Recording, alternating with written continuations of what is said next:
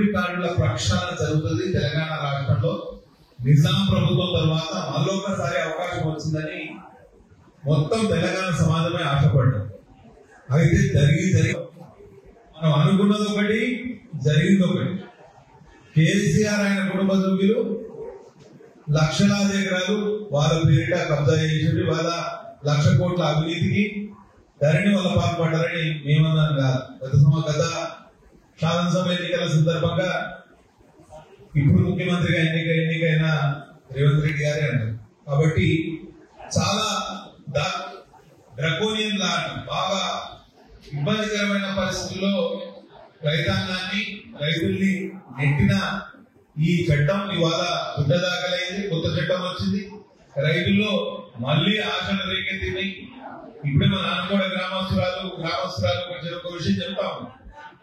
వాళ్ళ పార్టీషన్ ఏదైతే వారసత్వంగా వచ్చిన భూమి వాళ్ళ తండ్రులు పంచుకోవాలి, కానీ ఒకరి పేరు మీదనే పట్టా అయిపోయింది.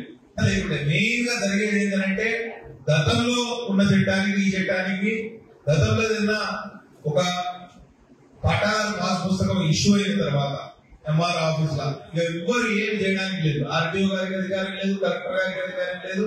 మళ్ళా వకీల్ దగ్గరికి పోవాలి, కోర్టులో కేసు వేయాలి. అది బట్టి రికార్డుల్లో తప్పుల సవరణకు అవకాశం ఉన్నది. ధరణి రికార్డులో తప్పులకు ఆస్కారమే లేకుండా, సవరణకు ఆస్కారమే లేకుండా కేవలం కోర్టు ద్వారా, సివిల్ కోర్టు ద్వారా లేకపోతే రెవెన్యూ కోర్టు ద్వారానే రికార్డుల్లో ప్రక్షాళన కానీ రికార్డుల్లో తప్పుల సమస్య పరిష్కారం దొరకలేదంటే సిసిఎల్ మనం దరఖాస్తు చేసుకోవచ్చు. అక్కడ కూడా మనకు న్యాయం జరగలేదు అనుకుంటే కోర్టుకు పోవచ్చు. కాబట్టి అంచులంచుగా ఈ తప్పుల సవరణ అధికారాన్ని కట్టబెట్టింది కొత్త చట్టం. అట్లనే వ్యవసాయ భూముల రిజిస్ట్రేషన్ మరియు మ్యూటేషన్ దీనికి అవకాశం ఇచ్చింది. ప్రక్రియను సులభతరం కూడా చేశారు. వారసత్వంగా వచ్చిన భూములకు మ్యూటేషన్ ఇప్పుడే మన అనుకోడ గ్రామస్తురాలు చెప్పింది ఇదే సమస్య. ఈ సమస్య కూడా పరిష్కారం.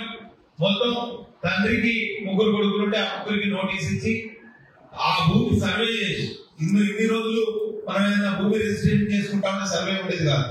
అలానే ఇతర మార్గాల ద్వారా అంటే ఏదైనా అసైన్మెంట్ పట్టా కానివ్వండి, ఇలా సేఫ్ సర్టిఫికేట్ ద్వారా ఏదైనా వచ్చిన పట్టాల క్రమబద్ధీకరణ జరుగుతుంది. అన్ని సాధారణ పట్టాల క్రమబద్ధీకరణ కూడా మళ్ళీ ఒక వ్యవస్థలో గ్రామ రెవెన్యూ రికార్డు. ఈరోజు గ్రామ విఆర్ఓ లేదు. మనకి గ్రామంలో ఉన్న రికార్డు ఏదైనా కావాలంటే ఎవరి దగ్గర పోవాలో తెలియదు, మన దగ్గర కూడా లేదు. అంత మాన్యత అయిపోయింది. ఒక ప్రైవేటు వ్యక్తికి లేకపోతే ప్రైవేట్ సంస్థకు భూ రికార్డుల మెయింటెనెన్స్ చేశారు.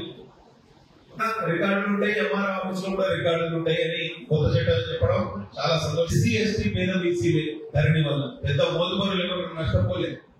వాళ్ళకున్న అంగబలం అర్ధబలంతో, వాళ్ళకున్న ఇన్ఫ్లుయెన్స్ తోటి వాళ్ళందరూ వాళ్ళకి 10 ఎకరాలు ఉంటే 12 ఎకరాల పట్టాలు ఉంటాయి. మన ప్రింటింగ్ ప్రెస్, అది సెక్యూరిటీ ప్రింటింగ్ ప్రెస్. మనకు దానికి సంబంధం లేదు. ఎందుకంటే ఎట్లయితే నోటు ప్రింట్ అయిందో అట్లనే పాస్ పుస్తకం ప్రింట్ అయింది. మన పాస్ పుస్తకం మనకు వస్తే సరిపోతుంది. అది మద్రాసులో ప్రింట్ అయిందా, హైదరాబాద్ ప్రింట్ అయిందా అనేది మనకు జరిగిన అక్రమాలు. ఫర్ ఎగ్జాంపుల్ మా దగ్గర 170 గ్రామం ఉన్నది, ఏజెన్సీ గ్రామం ఉన్నది బాబాసాగర్. నేను అసెంబ్లీలో కూడా ఈ విషయంలో మాట్లాడిన మహిళ ఉన్నది 100 సంవత్సరాలుగా భూమి వాళ్ళ అధీనంలో. కానీ ధరణి వచ్చిన తర్వాత ఇంకొక వ్యక్తి అక్రమంగా పట్టా చేసుకుంటే ఈమె అప్పీల్ చేయడానికి కూడా అవకాశం లేకుండా పూర్తిగా ఆమె జీవితం దుర్భరమైంది. అట్లాంటి చాలా మంది చాలా ఇబ్బందులు పడ్డారు. తప్పకుండా వాటన్ని సమస్యలకు పరిష్కారం కనుగొంటామని ఆశిస్తున్నాం. ఎందుకంటే ధరణి వలన అప్పుడున్న కొంత అడ్డగోలుగా సంపాదనకు, అడ్డగోలుగా దోపిడీకి మార్గం వచ్చింది. హైదరాబాద్ చుట్టుపక్కల మొత్తం భూములన్నీ రికార్డులన్నీ తారుమారని రాత్రులు ధరణి ఒక పనిచేయడం ప్రారంభించింది. ఎందుకంటే ఈ భూ రికార్డుల సవరణలో పెద్ద ఎత్తున అక్రమాలు జరిగినాయి. మామూలు వ్యక్తులకు, చిన్న సన్నకారు రైతులకు ఎక్కడో రెవెన్యూ కార్యాలయాల్లో ఇప్పుడు రాజీవ్ యువ వికాసం పథకం ఉంది. తర్వాత గురుకుల కామన్